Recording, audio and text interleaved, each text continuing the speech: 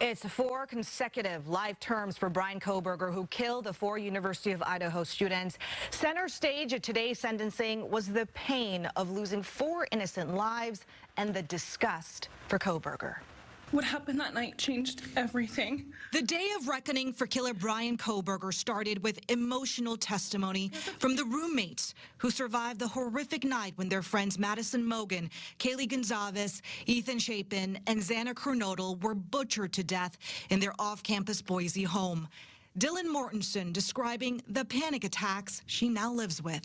I had to sleep in my mom's bed because I was too terrified to close my eyes. Terrified that if I blinked, someone might be there. I made escape plans everywhere I went. If something happens, how do I get out?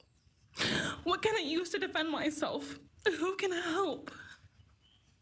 And then there are the panic attacks. The kind that slam into me like a tsunami out of nowhere. I can't breathe. I can't think.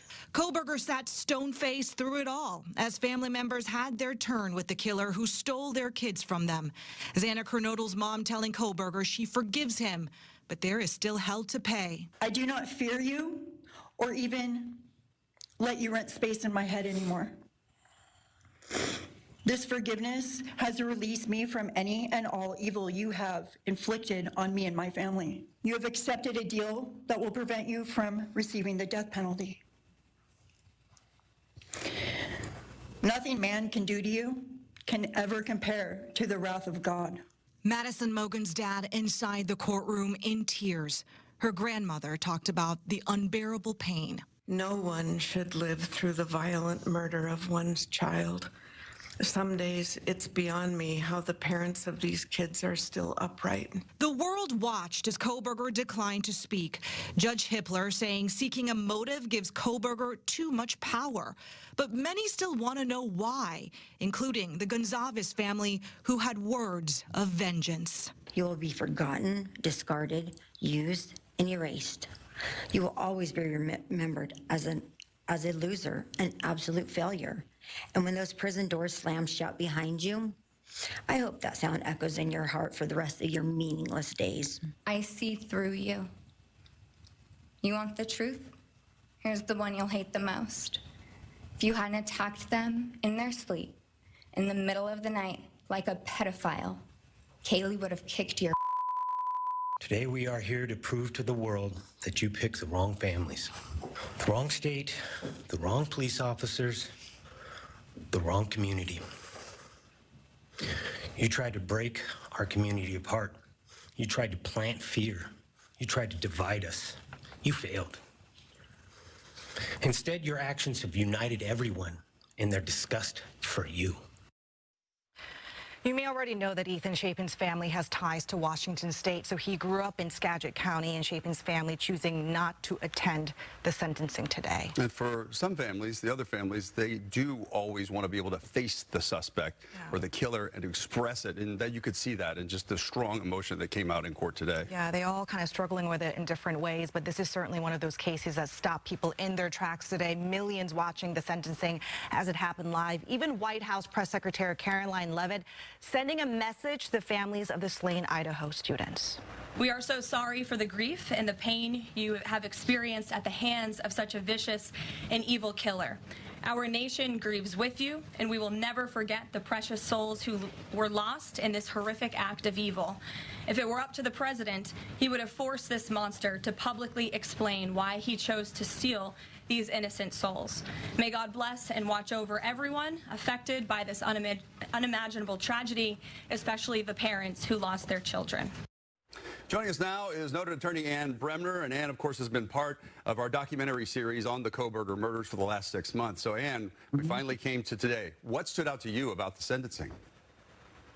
So many things. It was so powerful today, but I loved, sit up straight when I'm talking to you, that that we heard from Kaylee's sister. I mean, to him, everybody tried to get him to react, and he just wouldn't. I guess that stood out to me too. But powerful, like Maddie's dad, that's his only child. I mean, a heartbreaker. Everybody in different ways was so compelling. But I really loved the turning it around on him and telling him he's nothing, that he hasn't done anything that he hoped to accomplish by putting fear in people's lives and things like that. So I thought that was really compelling. I thought it might go for a couple days, frankly. It didn't last as long as I thought it would, but a very powerful day.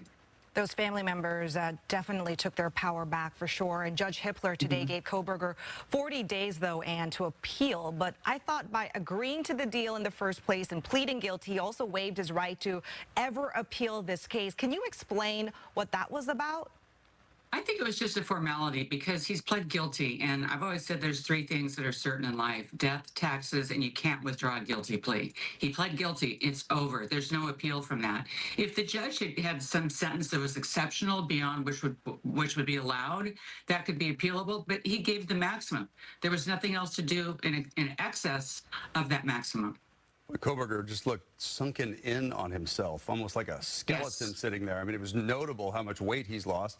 The judge saying, your 15 minutes is over. He shouldn't get any more attention. Is that the case in this case in Idaho? Can he make a book deal or do something else that makes money? Well, they don't have a son of Sam law in Idaho, and that type of a law was found unconstitutional by the U.S. Supreme Court, but the states have all gotten around it. And the judge, I think, will put something in the sentencing paperwork saying that he can't profit. And even if he does, let's talk about this for a second. No one's getting in that prison to see him. That prison's not going to let any book writers, media, movie makers in there. And anything that he would get, remember the Barefoot Bandit, when he had money coming in, that basically the order under the federal law is it goes right to the victims. It goes just here, you get the money in the book, goes right to the victims. So I would expect that here, but I cannot imagine anyone wanting to interview him. And one more question. Do you think the families could go after him or his parents civilly? Yes.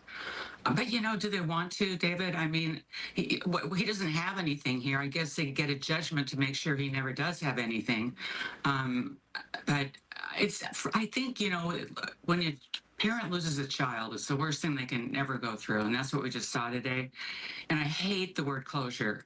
But the fact is, this is something like Ethan's family said, we just really want to have our lives back. And I hope that they get some semblance of their lives back. I know it's going to be really hard for them, but they really, they were amazing today. There was a lot of questions, Ann, moving forward about what his life will be in prison. And so is there any notable details of the prison life that you think that the public, you know, can find out about? Well, that's an interesting question. I mean, in terms of, you know, his day-to-day life, he's going to be like he was in the jail coming up till now, but it's a lot worse in the prison system. And he's not going to be somebody that's well-liked. Somebody today, I think it was it Kaylee's mom? Said, I hope that you're basically, you know, assaulted in prison. And that's something he's going to have to worry about. I mean, he's the most hated man in America, if not the world. Even the president's talking about him and his press secretary, you know, saying, why didn't you tell us that? And the judge could have, or the prosecutor could have tried hard to get him to say why or what is, you know, what this was all about. But people hate him. And so I assume he'll be equally hated in prison. And in your experience, does it help families to know a motive or not? I think it's kind of a two-edged sword, because you want to know, like when I was a prosecutor and did murder cases, you know, families wanted to be in the courtroom and they want to know that what happened, what, you know, how did this happen? But a lot of times I'd say you don't want to be in there. You don't want to hear it. But, you know, I think families do. I think they need to know. And we just heard that I think Kaylee was stabbed, what, 50 times? And there was more than one weapon. We're hearing all kinds, like Xana, he was on the floor and had defensive wounds. You know, we didn't know any of that. And it's like Kaylee's dad said, you know, we have a right to know those things as a family. And they're just learning those things now with this new release of a lot of documents following the sentencing. There was some speculation of whether or not he would give a motive. Were you surprised the way it went down, where he said, I declined to say anything? I was surprised that he used the word respectfully.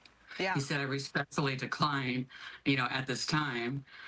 You know, you know, it's just more who he is. And I was not, to to answer your question, I was not surprised. I mean, at the plea hearing, he didn't say anything other than yes. I think wasn't that his only answer? Yes. And then today, like David said, he was kind of sunken into his chair. You know, did he like watching all of this? Did he like being the center of attention? We don't really know because he hasn't told us why he did this, and we all want to know why. Yeah, such a profound day today. The world watched. Ann Bremner, thank you so much for your time.